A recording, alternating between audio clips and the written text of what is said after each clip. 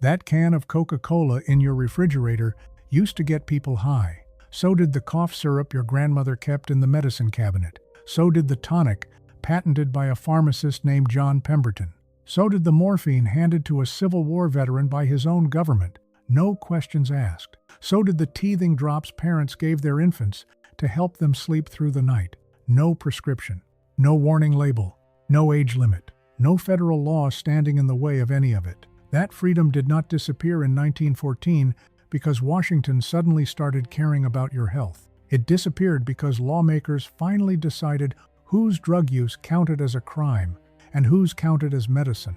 By the end of this video, you will know exactly which Americans the first federal drug law was built to control, and you will understand why the chemistry was never really the point. This is the story of the Harrison Narcotics Act of 1914 and the 4 decades of racial panic that wrote it into law. It is not a story about chemistry. Cocaine did not change between 1875 and 1914. Opium did not change. Morphine did not change. What changed was who Congress decided was allowed to be caught holding them. 40 years before Congress ever voted on a narcotics law, a city government 3,000 miles from Washington had already decided what a drug law was for. On the 15th of November 1875, San Francisco's Board of Supervisors passed the first drug-prohibiting ordinance in American history. It made it a misdemeanor to keep or visit a room where opium was smoked, not to sell opium, not to import it, just to be present where it was smoked. 3 weeks later, the law had its first arrest. Around 2 in the morning, on the 6th of December, 1875, a police captain named William Douglas led a raid on a building at 609 Dupont Street. Inside, officers arrested 4 people by name, 4 ordinary patrons, none of them fugitives, none of them armed, none of them accused of anything beyond being present in the wrong room. Fannie Whitmore, Cora Martinez, James Dennison, Charles Anderson. Alongside them were 2 Chinese proprietors who ran the room. All 6 were convicted and fined that same day, before the sun came up, in a proceeding that took less time than the raid itself. The ordinance itself never mentioned race. It was written in neutral language, applying to anyone who kept or visited such a room. On paper, a white patron and a Chinese proprietor stood in exactly the same legal position. It was not enforced that way. San Francisco's police chief at the time, a man named Philip Crowley, said as much himself. He explained that enforcement existed to keep opium dens from opening, in his own words, where whites might resort to smoke. Not to stop Chinese residents from smoking opium among themselves in private. That was never the actual target, and Crowley did not pretend otherwise. He said it out loud, to the public, as if it required no defense at all. The penalty for violating the ordinance ranged from a $50 fine up to $500, or a jail sentence running from 10 days to 6 months. Small numbers. A misdemeanor. A local law about one drug, enforced in one neighborhood of one American city. Compare that penalty to the freedom sitting a few blocks away in any pharmacy that sold opium tinctures and morphine powders over the counter to anyone who could pay. Same drug family, same city. Wildly different door you had to walk through to get arrested for it. It was easy to dismiss as minor at the time, a handful of arrests, a handful of fines, the kind of ordinance that fills half a column in a city newspaper and is forgotten by the next news cycle. But here's the thing. A tool built to police one group in one city rarely stays that small. Laws like this do not retire quietly. They migrate. They get copied. They get scaled up by people who were never in that room on Dupont Street and never will be. This one didn't stay in San Francisco. It didn't stay local. And it didn't stay about opium for very long. Now, within 6 years, that local ordinance had become state law.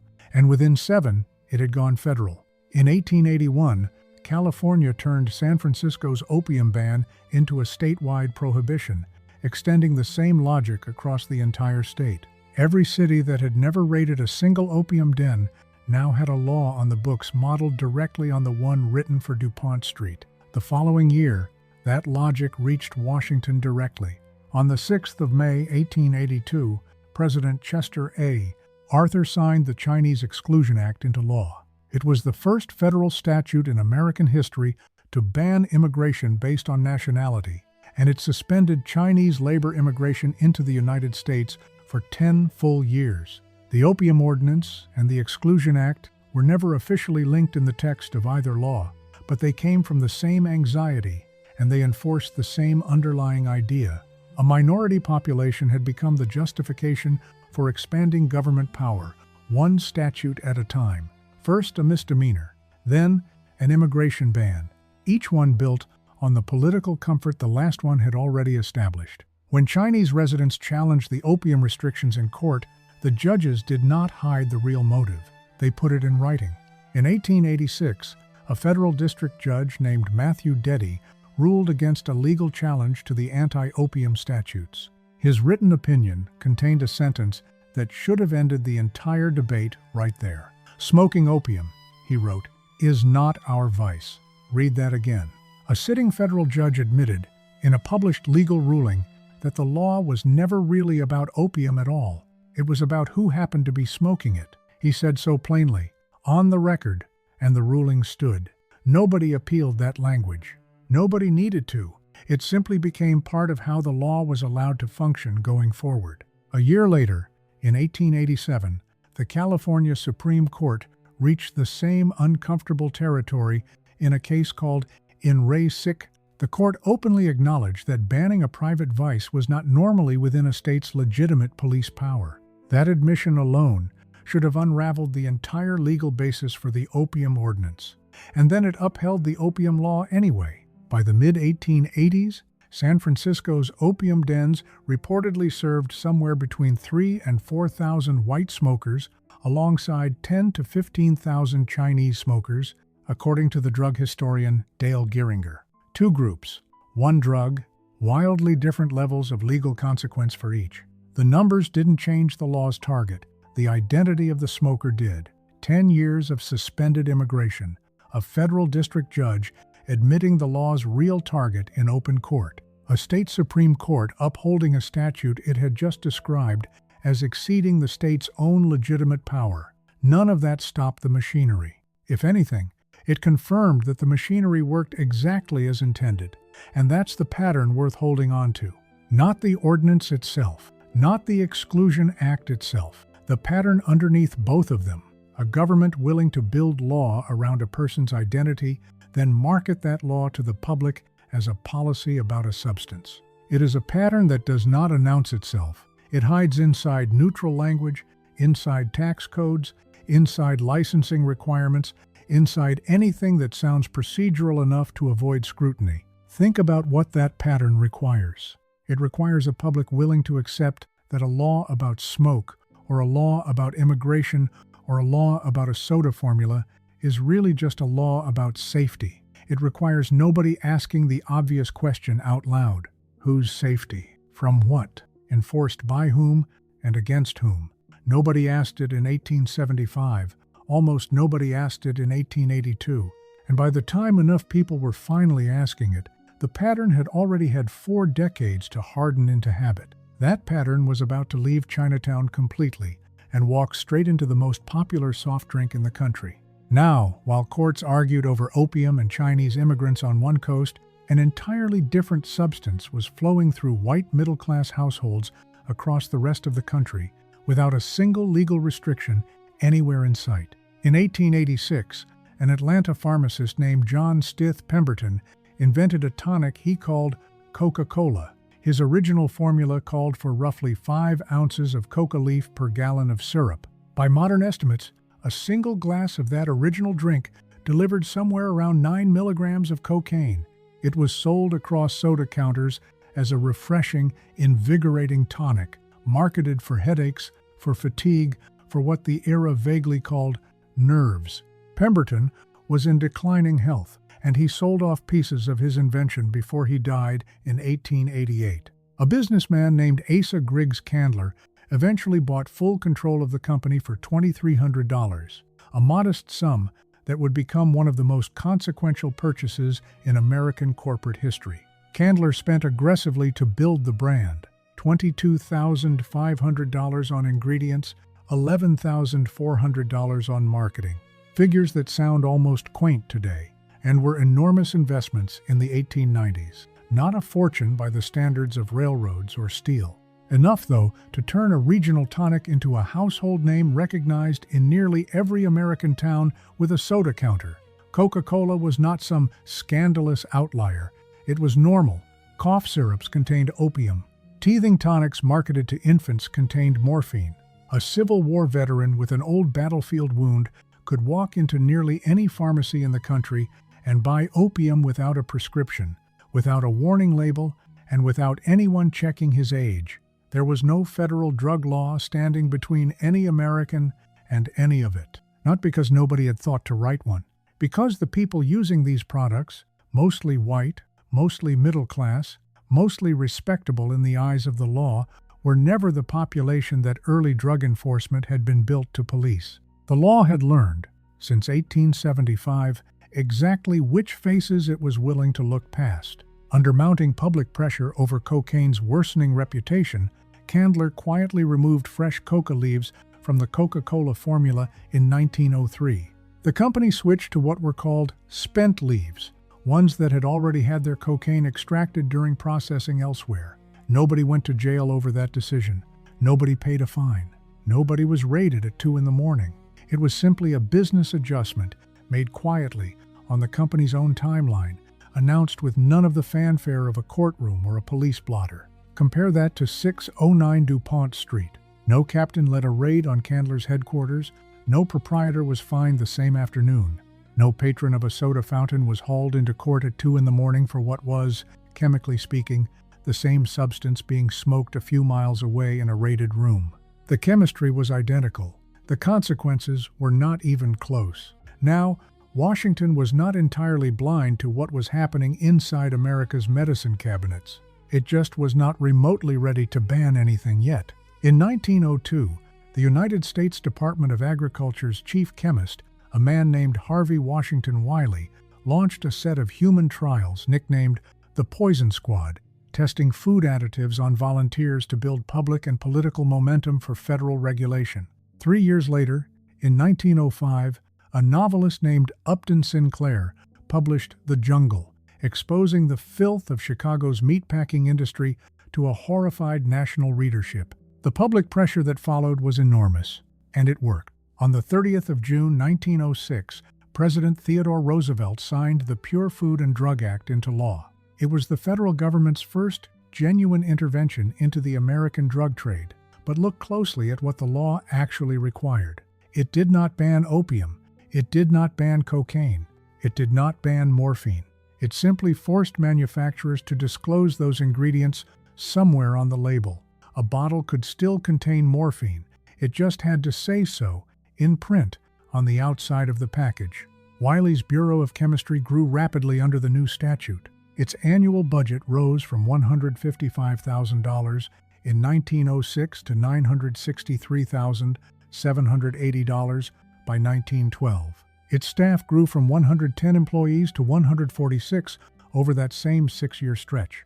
A modest agency, quietly becoming a permanent fixture of federal government with its own building, its own budget line, and its own growing sense of authority. So, if anyone tells you America had no drug laws before 1914, they are already wrong, and they are wrong by 8 full years. The federal government was actively regulating narcotics in 1906.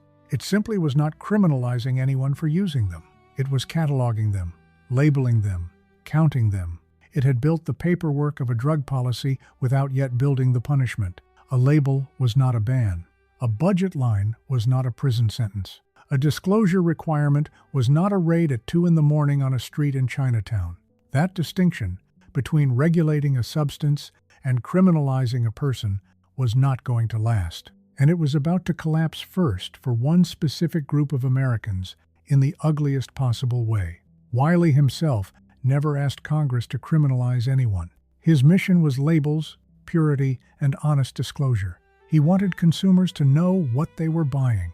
He never lived to see what the next chapter of federal drug policy would do with the bureaucracy he had helped build. For 31 years, from that first raid on Dupont Street to Wiley's growing bureau in Washington, the country had built two separate tracks for handling the exact same drugs. One track, reserved mostly for Chinese immigrants, ran through misdemeanor courts, county jails, and federal immigration statutes. The other track, reserved mostly for white consumers of tonics, cough remedies, and soft drinks, ran through polite disclosure requirements and a growing but toothless federal bureaucracy. Both tracks touched the same opium. Both touched the same cocaine. Neither track had anything to do with chemistry, everything to do with who stood in front of the counter. That gap between the two tracks was about to close, not by making the harsher track gentler, but by making the gentler track disappear entirely, for one group of Americans in particular. What closed that gap was not a chemist, not a courtroom, not a bureau chief with a budget request. It was a newspaper headline, a government commissioner's testimony, and a claim about who was dangerous when they used the exact same drug Coca-Cola had been selling by the bottle for 20 years. Now we arrive at the darkest chapter in this entire story, and it does not involve a smuggler, a criminal syndicate, or a back alley deal. It involves a newspaper, a sitting government commissioner, and a state pharmacy board. On the 8th of February 1914, the New York Times published an article titled "Negro Cocaine Fiends Are a New Southern Menace," written by a physician named Dr. Edward Huntington Williams. The article claimed cocaine use had triggered a wave of Southern violence, citing 9 men killed in Mississippi, 5 killed in North Carolina, and 3 killed in Tennessee, all supposedly at the hands of what the piece called crazed cocaine takers. 17 deaths, spread across 3 states, printed in the newspaper of record, framed as a single unfolding emergency. No investigation was cited. No court records were attached. Just a headline, a byline, and a body count presented as established fact. That kind of language did not stay contained to a newspaper page.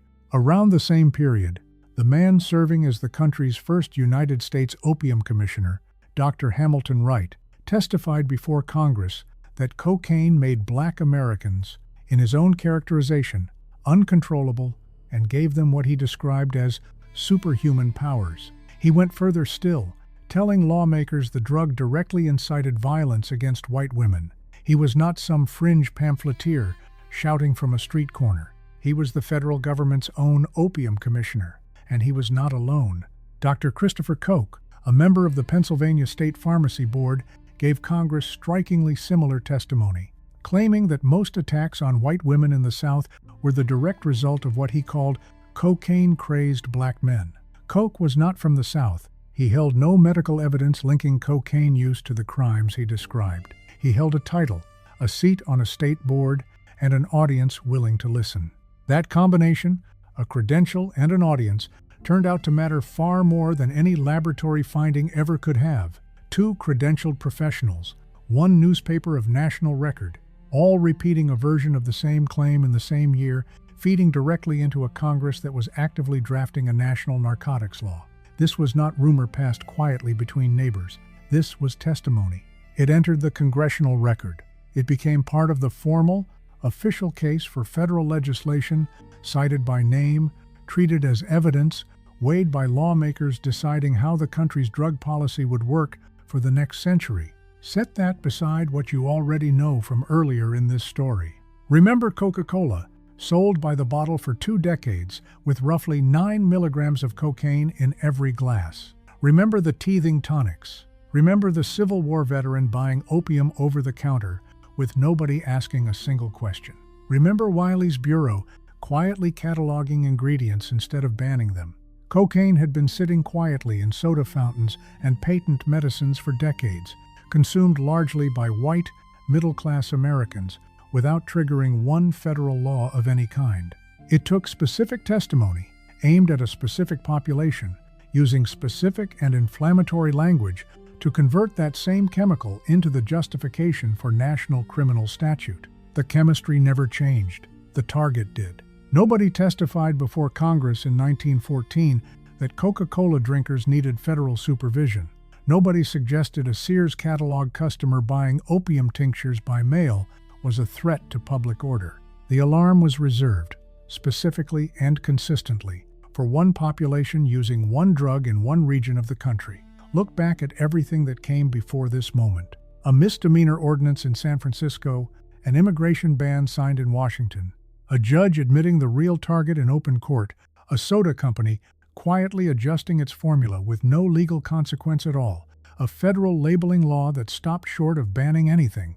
Every one of those steps was a rehearsal. That is the moment this entire chain of small ordinances and quiet regulations had been building toward since 1875. Not a scientific discovery about cocaine, not a medical breakthrough, not new evidence of harm that had somehow gone undetected for 40 years.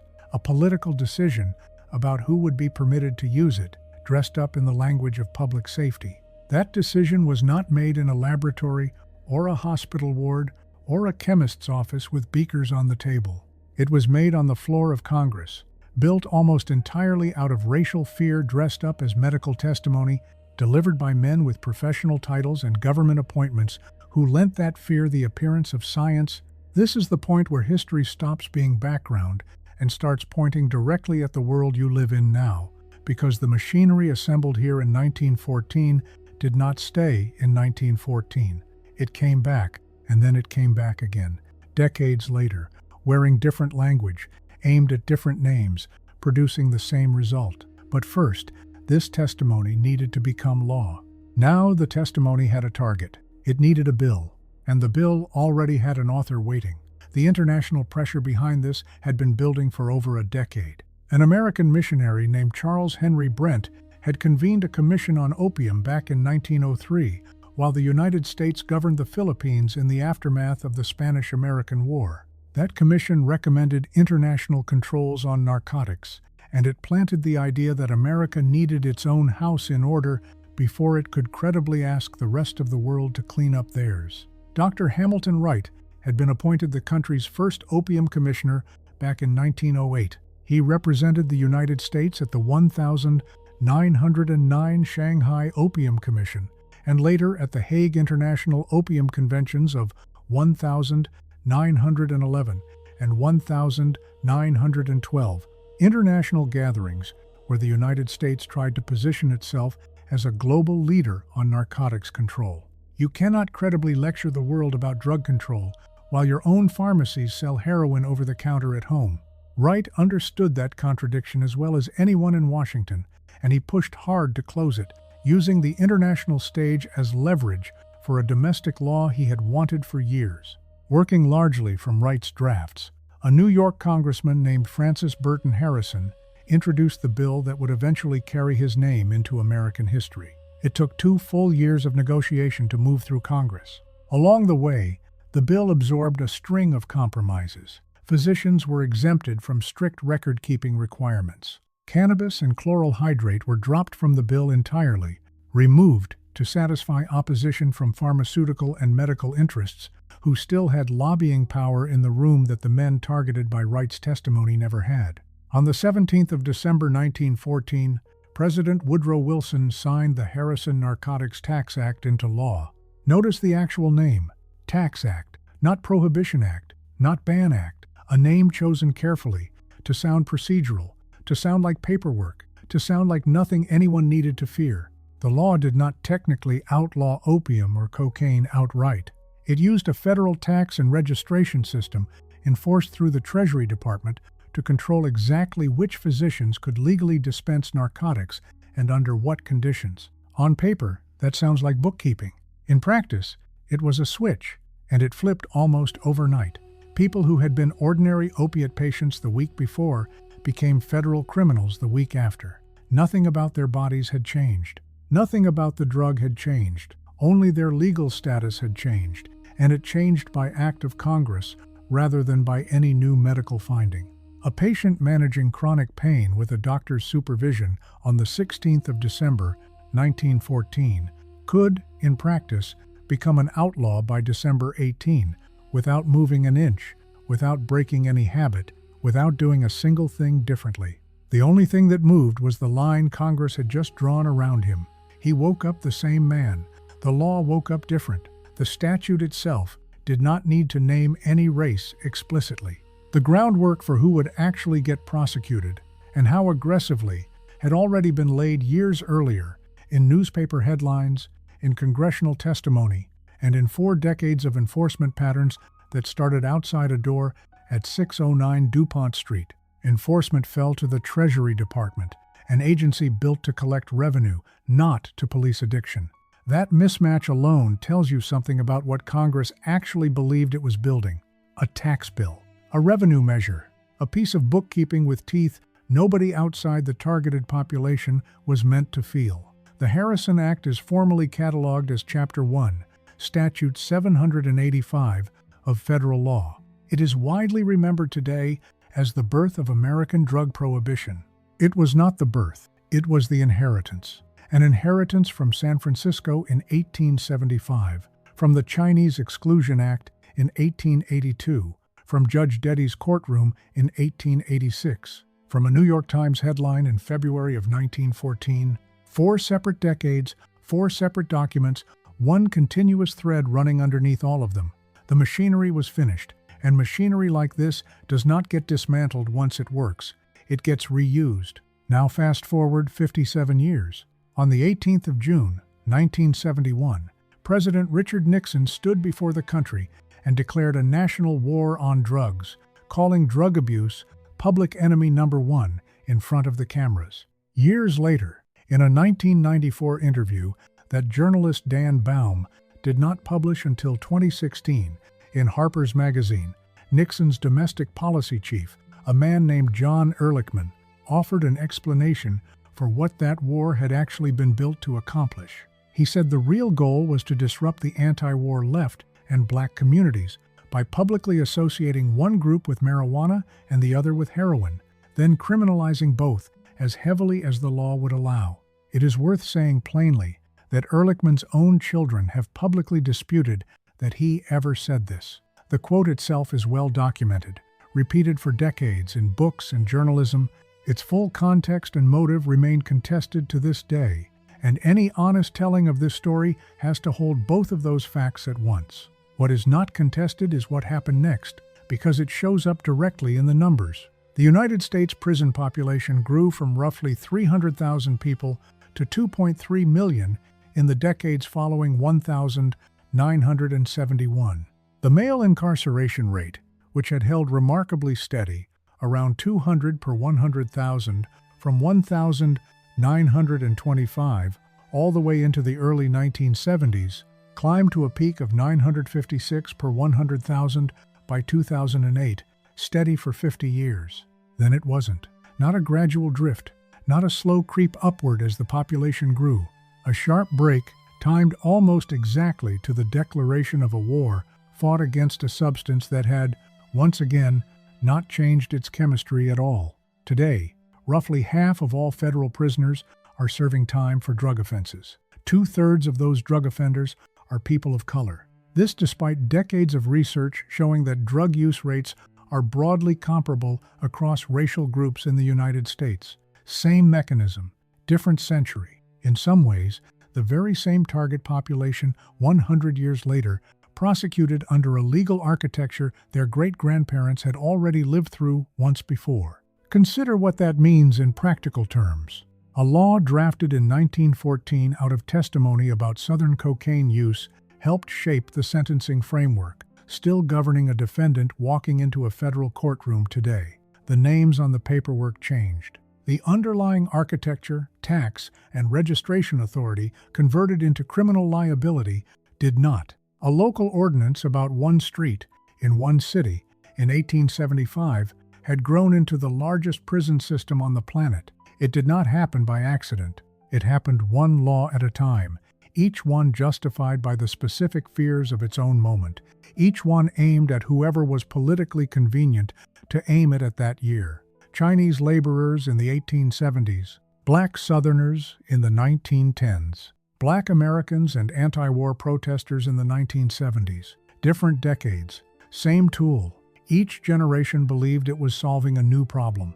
Each generation was, in practice, reaching for the same lever a previous generation had already built and tested. The lever worked in San Francisco, it worked in Congress in 1914, it worked again in Nixon's Washington. That is not a coincidence spread across a century.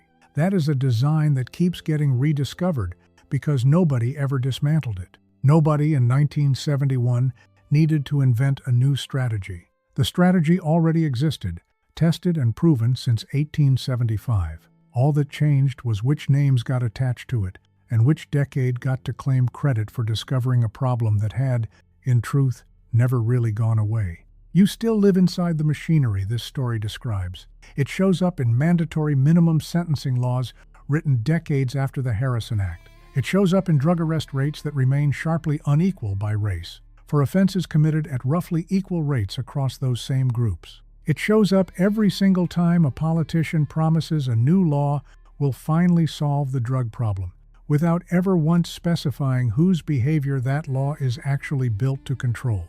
The Harrison Act was never really the birth of American drug law. It was the moment 40 years of racial panic, dating back to a raid on Dupont Street, finally became federal statute. You hear versions of that promise every election cycle. New task forces, new scheduling categories, new mandatory minimums pitched as the policy that will finally get it right this time. Rarely does anyone in that conversation mention Dupont Street, or Judge Deddy's ruling, or a newspaper headline from February of 1914. The origin gets left out, and without the origin, the promise sounds new every single time it is repeated. It never really is. The next time you hear that promise, ask the only question that has mattered since 1875. Fix it for whom? If you are the kind of person who wants the real story behind the laws everyone assumes they already understand, you are exactly who this channel is built for. Not the version taught as a single date on a timeline.